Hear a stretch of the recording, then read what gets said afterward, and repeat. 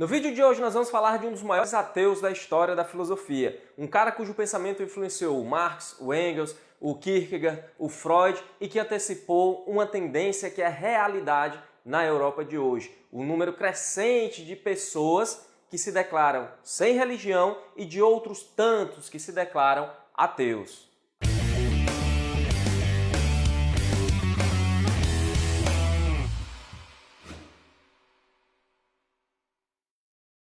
O Feuerbach foi um pensador alemão que viveu no século XIX e que começou os seus estudos no campo da teologia. Ele passou 2 anos estudando teologia até começar os seus estudos com Hegel. Ele foi contemporâneo do Hegel e foi aluno deste lá na Universidade de Berlim. E aqui ele começa a sua carreira na filosofia. Ele até escreve uma carta para o pai dele dizendo que em 4 semanas, estudando com Hegel, ele aprendeu muito mais do que os 2 anos que ele ficou estudando teologia. E pessoal, uma coisa que é muito pouco comentada quando a gente se discute o pensamento do Feuerbach é o fato de que ele estudou por 2 anos ciências naturais. E aqui eu vou frisar mais uma vez aquilo que eu sempre digo em quase todos os nossos vídeos. Quando a gente se propõe a entender um pensador, nós temos que entender o espírito da época dele, o contexto histórico, político, social, econômico e intelectual que ele está inserido. Apesar do Feuerbach ser um grande nome na crítica à religião, na crítica à própria ideia de Deus, a crítica à religião não começa com o Feuerbach. O rápido progresso no campo das ciências, juntamente com os seus grandes resultados, foram um golpe muito grande, não só na filosofia, como na religião também. Olha só, as ciências naturais estando aí na base do pensamento iluminista, quando o Diderot e o D'Alembert publicam a enciclopédia, que ela foi escrita aí por várias mãos durante praticamente 30 anos, logo na introdução, olha só o que eles colocam: a era da religião e da filosofia deu lugar ao século das luzes. E quem é que iria jogar luz nessas trevas, pessoal? Era a filosofia? Não, eram as ciências.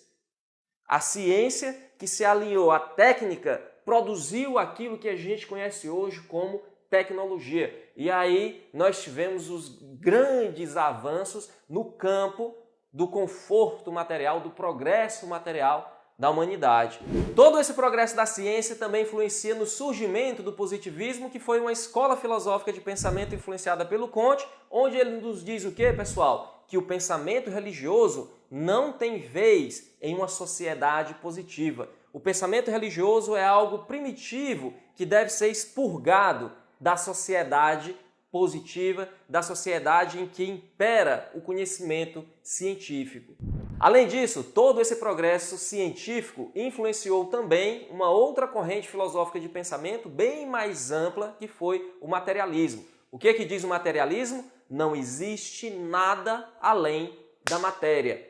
Tudo aquilo que a gente acredita que está além da matéria, todas aquelas divindades, todos aqueles entes metafísicos, são só ilusão. A crença religiosa é uma ilusão, a crença metafísica é falsa. Só existe aquilo que os nossos sentidos conseguem captar. No caso, só existe a matéria. Então, pessoal, é nesse contexto intelectual, imbuído de todo esse materialismo e partindo de uma crítica à filosofia do Hegel, que o Feuerbach vai publicar 2 das suas principais obras: A Essência do Cristianismo, em 1841, e Lições sobre a Essência da Religião, em 1851. Aqui ele vai fazer uma crítica não só à religião, ele vai ser bem mais profundo, ele vai fazer, como a gente já falou, uma crítica à própria ideia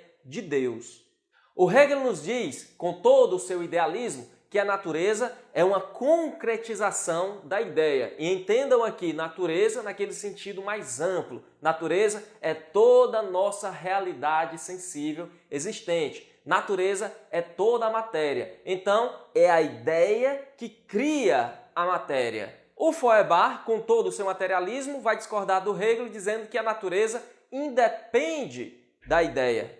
A natureza existe por si só e o homem, na sua relação com essa natureza, é que vai criar as representações. O que são essas representações? As ideias. Então, o Hegel, ao partir da ideia, ao dizer que o ser, aquilo que existe, é a ideia e que tudo se deriva da ideia, quando ele cria todo o seu sistema filosófico baseado nisso, ele está fazendo apenas uma vã especulação. E aí ele vai tratar de tudo no seu sistema filosófico, menos do homem concreto, menos desse homem que vive aqui nessa nossa realidade concreta, nesse nosso mundo sensível. Segundo Feuerbach, quando Hegel coloca o homem e a natureza como partes do espírito absoluto, ele está fazendo aqui uma abstração muito grande, porque esse espírito absoluto não existe, isso é pura abstração. E esse espírito absoluto, ele não é capaz de entender, de descrever a nossa realidade.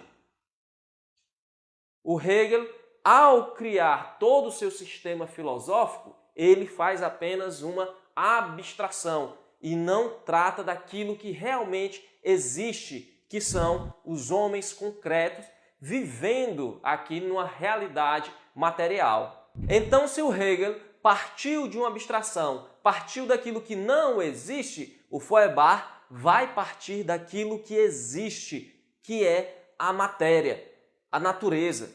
Se o ser para o Hegel é a ideia, o ser aqui para o Feuerbach é aquilo que é concreto, é a natureza, é a nossa realidade material existente. E aqui, como a gente já viu, se o homem, ao se relacionar com essa natureza, cria as suas representações, a ideia de Deus é apenas mais uma representação. E aqui também ele se pergunta, bom, então por que o homem criou Deus? Por que o homem teve essa necessidade de criar esse ente abstrato? Por que o homem teve essa necessidade de criar essa ideia ilusória de Deus? Porque, segundo Feuerbach, seguindo a crença do cientificismo, essa nossa realidade aqui não tem sentido nenhum. As coisas acontecem, os fenômenos naturais acontecem seguindo leis naturais objetivas, neutras e imparciais. Não existe nenhum plano por trás de toda a nossa existência. Não existe nenhum demiurgo por trás de tudo isso. Não existe um primeiro motor imóvel onde tudo tende para esse primeiro motor, que é a causa de tudo, que é a causa da existência de tudo, como queriam os antigos, como queriam Platão e o Aristóteles. Não existe um Deus todo-poderoso que criou tudo e que ordenou todas as coisas e que deu um sentido para toda essa criação. Não tem nada disso. A natureza existe e pronto, e segue leis cegas, objetivas e imparciais. E então, diante de toda essa realidade sem sentido, o homem se viu na necessidade de criar um Deus que desse sentido para tudo isso, que desse sentido para toda essa existência e que desse sentido para a sua própria vida. Então, de acordo com Feuerbach, é o homem que cria Deus para que esse Deus possa dar um sentido para a sua existência, um sentido para a sua vida. Então, quando o homem cria Deus, ele se projeta nesse Deus. Ele projeta as suas qualidades finitas nesse Deus, atribuindo essas qualidades finitas como qualidades infinitas. Deus é pura bondade, Deus é puro amor. Se o homem não pode tudo, Deus pode tudo. O homem, com a sua necessidade de ser feliz, com os seus desejos, os seus anseios, ele cria a figura de Deus. E quando a teologia estuda Deus, o Feuerbach nos diz que não está estudando um ente existente por si só. A teologia está estudando uma projeção que o homem faz de si mesmo. Então, a teologia perde o seu objeto de estudo e, segundo Feuerbach, a teologia não passa de antropologia, porque no final das contas, quando ela quer falar de Deus, quando ela se diz, quando ela se propõe a falar de Deus, ela está falando na realidade do próprio homem.